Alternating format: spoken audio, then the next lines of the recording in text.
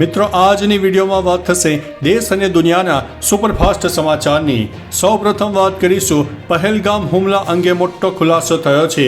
પહેલગામ આતંકવાદી હુમલા અંગે મોટો ખુલાસો થયો છે।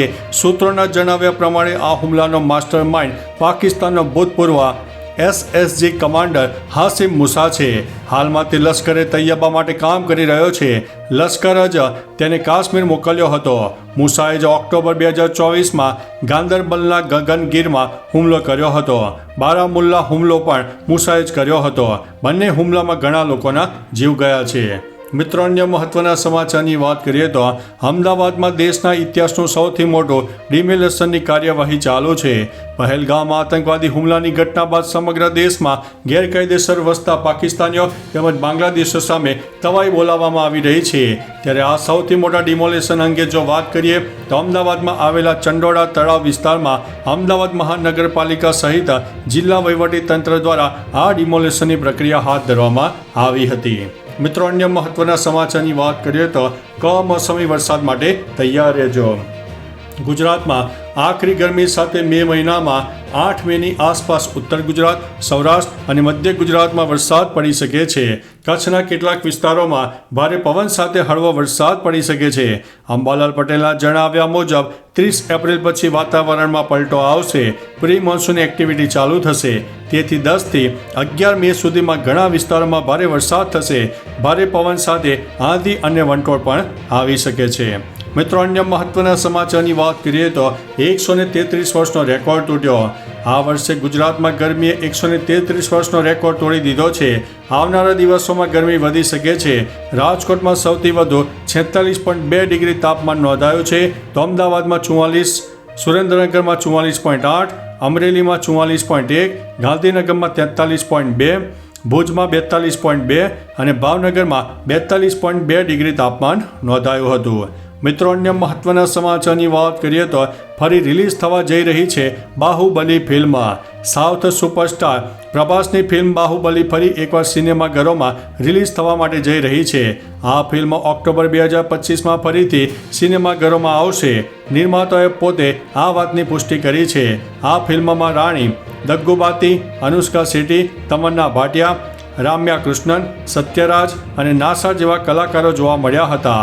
આ ફિલ્મે બોક્સ ઓફિસ ઉપર 1788.06 કરોડ રૂપિયાનો બિઝનેસ કર્યો હતો। મિત્રો અન્ય મહત્વના સમાચારની વાત કરીએ તો ભારત પર પાકિસ્તાની હેકર્સનો સાયબર એટેક। મંગળવારે પાકિસ્તાની હેકર્સે રાજસ્થાનના શિક્ષણ વિભાગની વેબસાઇટ હેક કરી। પાકિસ્તાની હેકર્સે રાજસ્થાનના સરકારની સત્તાવાર વેબસાઇટ ઉપર પાકિસ્તાન તરફી પોસ્ટ મૂકી અને ભારત વિરુદ્ધ નિવેદનો આપ્યા। તેમણે લખ્યું કે પાકિસ્તાન સાયબર ફોર્સ આગામી હુમલો ગોળીઓથી નહીં પણ ટેકનોલોજીથી થશે। હાલ શિક્ષણ વિભાગ દ્વારા વેબસાઇટ રિકવર કરવાની પ્રક્રિયા શરૂ કરવામાં આવી હતી। મિત્રો અન્ય મહત્વના સમાચારની વાત કરીએ તો ATM અંગે RBIનો મહત્વનો નિર્ણય। RBI તમામ બેંકો અને વ્હાઇટ લેબલ ATM ઓપરેટર્સને આદેશ આપ્યો છે કે હવે ATMમાંથી 100 રૂપિયા અને 200 રૂપિયાની નોટ પણ ફરજિયાત નીકળવી જોઈએ। સામાન્ય નાગરિકોને નાની નોટથી ઉપલબ્ધતા સુનિશ્ચિત કરવો આ પગલું લેવાયું છે। 30 સપ્ટેમ્બર 2025 સુધીમાં 75% ATMsમાં અને 31 માર્ચ 2026 સુધીમાં 90% ATMsમાં 100 રૂપિયા અને 200ની નોટ માટે એક કેસેટ અનિવાર્ય રહેશે। અત્યારે ATMમાં મોટાભાગે લગભગ 500 રૂપિયાની નોટ નીકળતી હોય છે। મિત્રો અન્ય મહત્વના સમાચારની વાત કરીએ તો રાજસ્થાનમાં ગરમીએ 7 વર્ષનો રેકોર્ડ તોડ્યો છે। સોમવારે રાજસ્થાનમાં ગરમીએ 7 વર્ષનો રેકોર્ડ તોડી નાખ્યો। જેસલમેરમાં દિવસનું તાપમાન 46.2 ડિગ્રી તાપમાન નોંધાયું। એપ્રિલ મહિનામાં નોંધાયેલું આ સૌથી વધુ તાપમાન છે। આ પહેલાં 30 એપ્રિલ 2018ના રોજ જેસલમેરમાં 46.1 ડિગ્રી તાપમાન હતું। જેસલમેર ઉપરાંત બાડમેરમાં તાપમાન 46.4 ડિગ્રી નોંધાયું હતું। જોધપુરમાં તાપમાનનો પારો 44.4 ડિગ્રી સુધી પહોંચી ગયો છે। ઘણા શહેરોમાં તાપમાન 40 ડિગ્રીથી ઉપર પણ જોવા મળ્યું છે। મિત્રો અન્ય મહત્વના સમાચારની વાત કરીએ તો ઓવૈસીએ પાકિસ્તાનને આપી છે ચેતવણી। ઓવૈસીએ કહ્યું છે કે પાકિસ્તાન હંમેશા પોતાને પરમાણુ શક્તિ કહે છે, પરંતુ તેમણે યાદ રાખવું જોઈએ કે તેઓ કોઈ પણ દેશમાં ઘૂસીને નિર્દોષ લોકોને મારી નાખશે તો તે દેશ ચૂપ રહેશે નહીં। ગમે તે સરકાર સત્તામાં હોય, આપણી ભૂમિ ઉપર આપણા લોકોને મારીને અને ધર્મના નામે હુમલો કરીને તમે કયા ધર્મની વાત કરી રહ્યા છો? પાકિસ્તાન પર કટાક્ષ કરતા ઓવેસીએ કહ્યું કે તમે ISIS જેવું વર્તન કર્યું છે.